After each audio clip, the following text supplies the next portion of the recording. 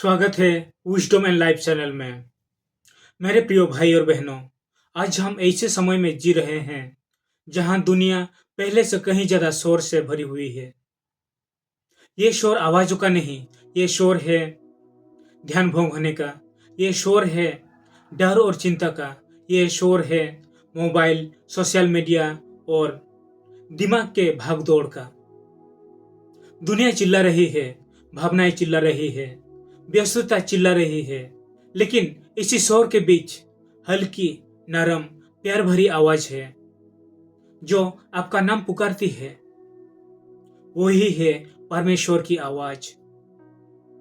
समस्या ये नहीं कि परमेश्वर बोल नहीं रहा, समस्या ये है कि हम शोर में डूब गए हैं। आज का संदेश यही है, दुनिया की शोर को शांत करना ताकि हम परमेश्वर की फुसफुसाहट को सुन सके। नंबर 1, परमेश्वर आज भी बोलते हैं पर हम सुन नहीं पाते। परमेश्वर कई तरीकों से बोलते हैं, अपनी वचन बाइबल के द्वारा, पवित्र आत्मा के माध्यम से, शांति के द्वारा, किसी बात के प्रति अंदर से चेतावनी या आग्रह, लोगों के माध्यम से, सपनों से, परिस्थितियों से और एक हल्की शांत भीतरी स्वर से। यीशु ने कहा, मेरी भेड़ें मेरी आवाज सुनती है। परमेश्वर की आवाज सुनना किसी विशेष व्यक्ति का अधिकार नहीं, यह हर विश्वासी का अधिकार है। लेकिन हम क्यों नहीं सुनते? क्योंकि हमारे चारों तरफ है शोर। दुनियावी शोर हमें आत्मिक रूप से बहरा कर देता है। नंबर 2, शैतान शोर का उपयोग हथियारों की तरह करता है। शैतान जानता है कि वो परमेश्वर को चुप नहीं करा सकता, तो वो कोशिश करता है कि आपको व्यस्त और विचलित कर दे। उससे आपको नष्ट करने की जरूरत नहीं, उसे बस आपको उलझाए रखना है।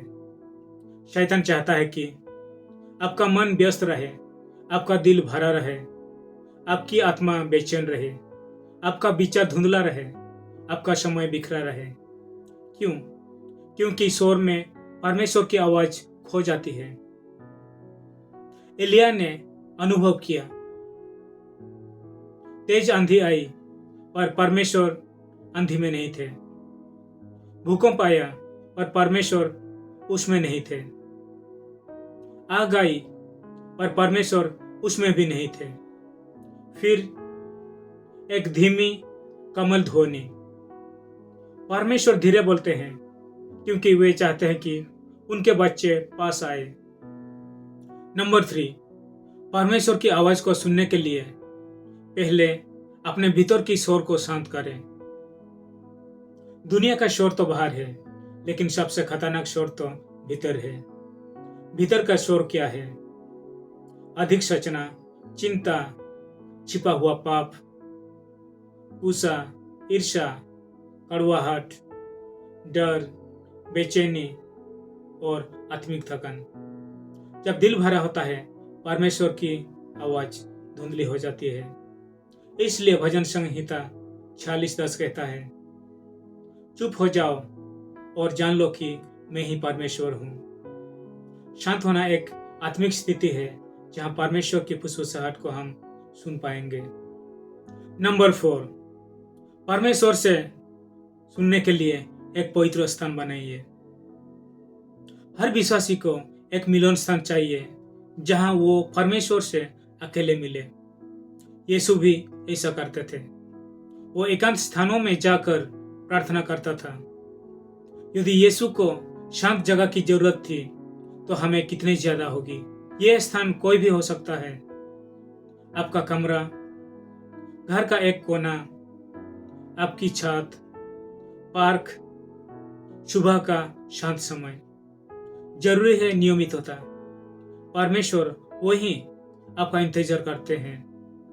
नंबर 5, परमेश्वर की सबसे स्पष्ट आवाज उनका वचन बाइबल। यदि आप चाहते हैं कि परमेश्वर स्पष्ट बोले, तो बाइबल खोलिए। बाइबल परमेश्वर की लिखी हुई आवाज है। जब आप वचन पढ़ते हैं, मन शांत होता है, आत्मा संवेदनशील होती है, हृदय सीधा होता है, परमेश्वर की आवाज स्पष्ट होती है। वचन सुनने का सबसे सुरक्षित और पक्का तरीका है। नंबर 6, पवित्र आत्मा शांति के माध्यम से मार्गदर्शन करता है। परमेश्वर की आवाज का पहला संकेत है शांति। परिस्थितियों की शांति नहीं, बल्कि अंदर की आत्मिक शांति।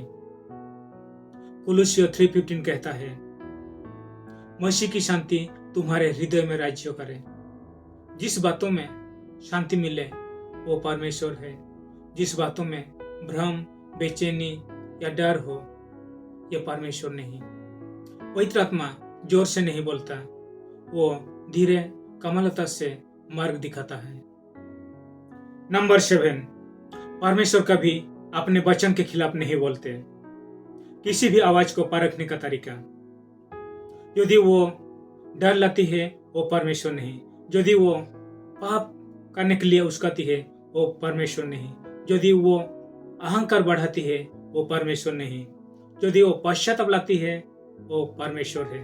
यदि वो विनम्रता सिखाती है वो परमेश्वर है। यदि वो बाइबल के अनुसार है वो परमेश्वर है। परमेश्वर की आवाज कभी दोष नहीं देती, वो जागृति देती है। नंबर 8, उन स्वरों को हटाए जो परमेश्वर की आवाज को रोकते हैं। कुछ व्यवहारिक बातें। पहला, मोबाइल और स्क्रीन टाइम कम करें। फोन आधुनिक युग का सबसे बड़ा शोर है। दूसरा, रोज कुछ मिनट पूरी चुप्पी में रहे, आपकी आत्मा को सांस लेने दें। तीसरा, कभी कभी उपवास करें। उपवास शरीर को शांत करता है, आत्मा को तेज करता है। चौथा, धीमी गहरी प्रार्थना करें। प्रार्थना जल्दबाजी नहीं, प्रार्थना उपस्थिति है। पांचवा, अनावश्यक लड़ाई झगड़ा से दूर रहे। परमेश्वर शांति में बोलते हैं, अराजकता में नहीं। छठवा, जल्दी क्षमा करें। कड़वाहट परमेश्वर की आवाज को रोक देती है। नंबर 9, परमेश्वर उनसे बोलते हैं जो मानने के लिए तैयार होते हैं। कभी कभी परमेश्वर इसलिए नहीं बोलते क्योंकि हम मानने के लिए तैयार नहीं होते। आज्ञाकारिता आत्मा की संवेदनशीलता को बढ़ाती है। जो सुनने और मानने के लिए तैयार होते हैं उन्हें परमेश्वर अधिक बोलते हैं। नंबर 10, जितना सुनोगे उतना पहचानोगे। परमेश्वर की आवाज रेडियो ट्यून करने जैसी है। पहला हल्का शोर सुनाई देगा, फिर जैसे जैसे आप करीब आते हैं आवाज बिल्कुल साफ हो जाती है। जैसे जैसे आप परमेश्वर के साथ समय बिताते हैं उसकी आवाज जाने पहचाने लगती है। हृदय संवेदनशील होता जाता है, निर्णय स्पष्ट होते जाते हैं, जीवन शांत और दिशापूर्ण होता जाता है। परमेश्वर की आवाज उन पर प्रकट होती है जो उनके निकट रहते हैं। मेरे प्रिय भाई और बहनों, आज भी परमेश्वर बोलते हैं। उनकी आवाज वास्तविक है, उनकी फुसफुसाहट जीवन बदल देती है।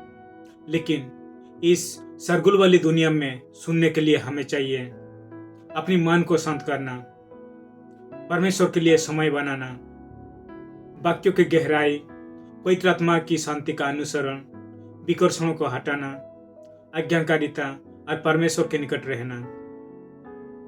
प्रभु कहते हैं, चुप हो जाओ और जान लो कि मैं ही परमेश्वर हूं। आइए हम प्रार्थना करें। हे प्रभु, हमारे बाहर और भीतर के हर शोर को शांत कर दे। हमारे आत्मिक कानों को खोल दे ताकि हम आपकी आवाज को साफ सुन सके। हमें आपकी शांति, आपकी सत्य और आपकी योजना में चलने दे। यीशु के नाम में आमीन। और भी आत्मिक संदेश के लिए जुड़े रहे और परमेश्वर आपको आशीष दे।